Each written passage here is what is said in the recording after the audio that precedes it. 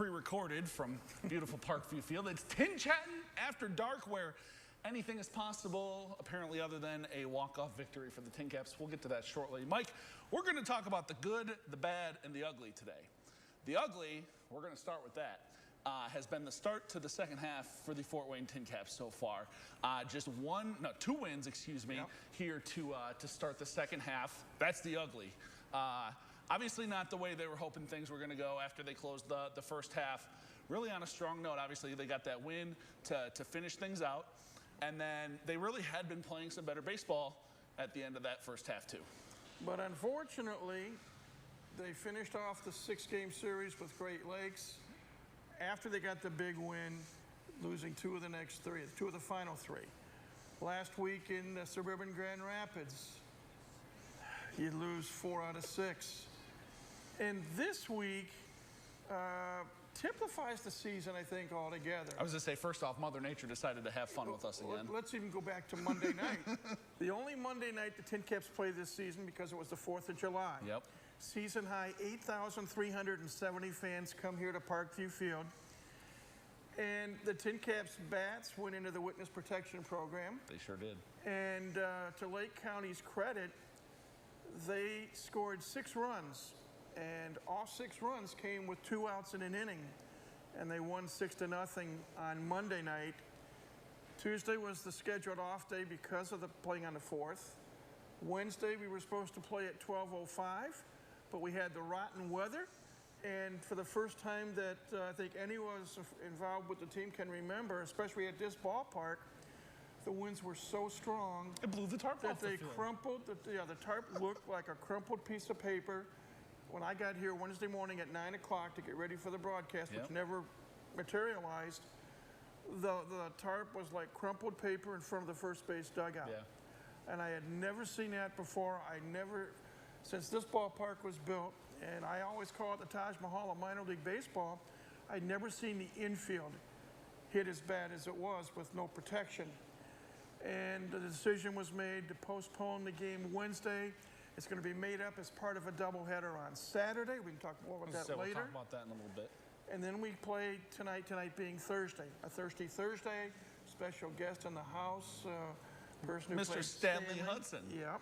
Leslie David Baker. He was in the house. And that's my next one. That's the bad, Mike. We got through the ugly. We're not going to talk about the ugly anymore. The start of the second half was our ugly. The bad was tonight, unfortunately. Yeah. And even still, some of it was good. You know, the first half of the game, really bad for the TinCaps. Got down 8-0. They gave up a grand slam. And then all of a sudden, chipping away. They get 2 runs in the bottom of the 5th. And then Lake County gets 1, I believe it was, in the each team scored a run in the 6th. In the 6th, so they're up 9-3. And then the Fort Wayne bats decided to come to life for the first time in almost a week, and they put up 6 there in the bottom of the 8th to tie the ball game, capped off by a Robert Hassel III 2-run home run. And Mike, he looked every bit like the top prospect in the Padres organization tonight. Without a doubt, he reached base, I think, 6 times. Yep. Now, he was intentionally walked twice in extra innings, but he capped off that 6-run 8th inning with an opposite field home run to left, his 9th of the year, giving him 45 runs batted in, which leads the team as well. Yep. Started the night tied for the lead in the hitting race in the Midwest League, but he should take that over. I should be on top there now. Last I looked, it was 310 after the ball game tonight. That's where he ended up moving up to. Yeah, from 303 to 310. And I don't blame Lake County for what they did in extra innings.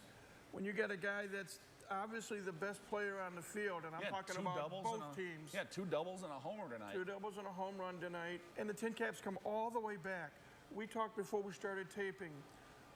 Largest deficit the TinCaps have come back from this year is 3 runs, and they've done it twice. That's to win a game. That's to come back and win a game. Yes. And tonight, when you're down 8-0, and you're down 9-2 after 4.5 innings, to come back, tie the game.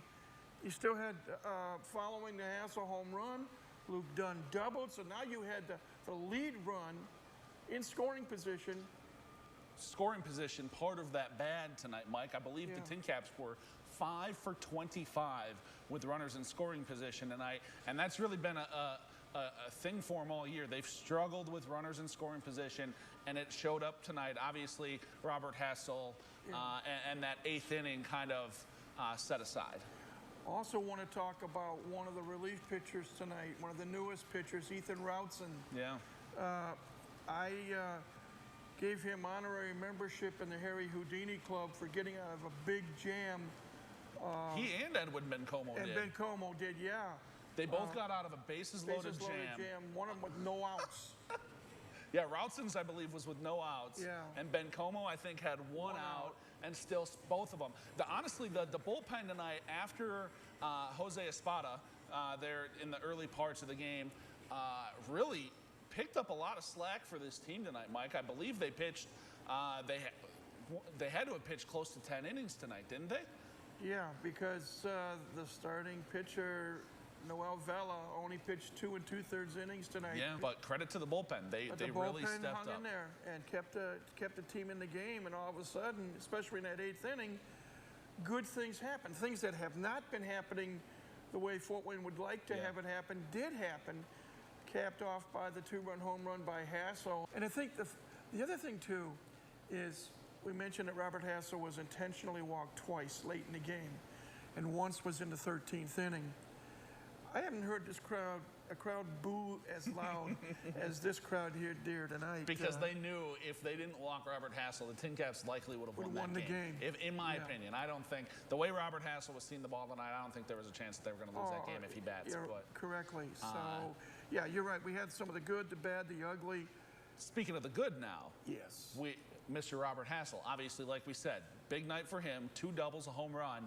And yesterday, despite there being no games, some even better news for our young friend.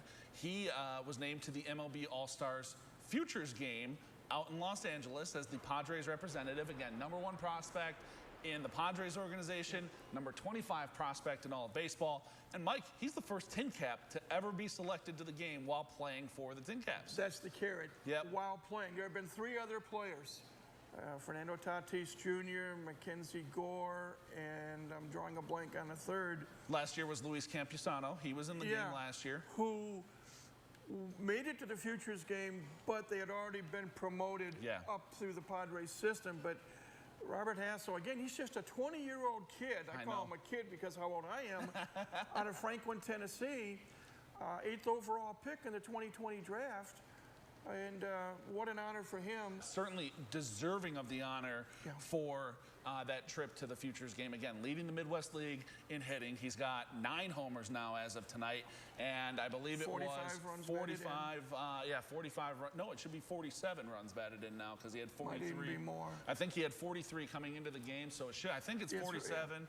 So, but still, by far the best TinCaps player on this roster, and he certainly deserves it. And we actually got a chance to catch up with Bobby Barrels yesterday, I guess actually technically Wednesday, after he was named to the Futures game. Here's a little bit of his interview. It's super cool to be recognized, at that level, definitely. I'm gonna have, I'm gonna enjoy every moment of it, and I can't wait to get out there to LA. But yeah, I think just part of who I am is never being satisfied about really anything. Always being thankful, how blessed I am and stuff, but never being satisfied, just keeping my nose down and going day by day. And I think that's helped me maybe get this recognition that I've gotten is just grinding every day and never like sitting back and being satisfied about how I'm playing. If it's a good week or whatever, we're ready the next week, sort of thing. So yeah, it's super exciting, but like I said, this is just going to unlock more, even higher goals for myself in the future. So it's definitely a great thing. Thanks again to Bobby for catching up with us the other day. Congrats once again to him. Futures game July 16th out in Los Angeles. Looking forward to seeing how he competes with some of the best out there from around baseball's bright future, Mike. But looking ahead to the rest of this week, obviously we still got technically 4 games left here. Well, 3 games after tonight. Again, this pre-recorded. 4 games after heading into this weekend with the doubleheader on Saturday. And then 6 more games at home next week with a team that the TinCaps know they can beat, the Lansing Lugnuts. Yep, Lugnuts, the high A affiliate of the Oakland Athletics. Fort Wayne has played 2 6-game series up in the state capital of Michigan in Lansing. They took 5 out of 6 in April. They took 4 out of 6 about 3 weeks ago. So they've won 9 of the 12 meetings. And a good chance for them to get back into the win column. Right. And hopefully a bunch. And for some strange reason, it just seems to be this year that Fort Wayne has Lansing's number. Yeah. And Brett Rump and I talked on the broadcast tonight.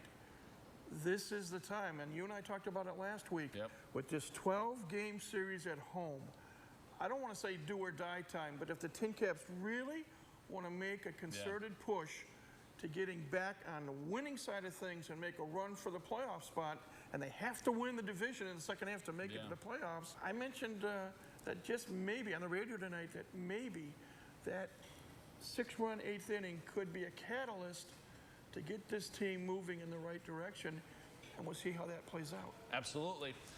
That's going to do it for this edition of TinChattin. As always, he is Mike Maahs, radio play-by-play voice of the Fort Wayne TinCaps. I'm Justin Prince.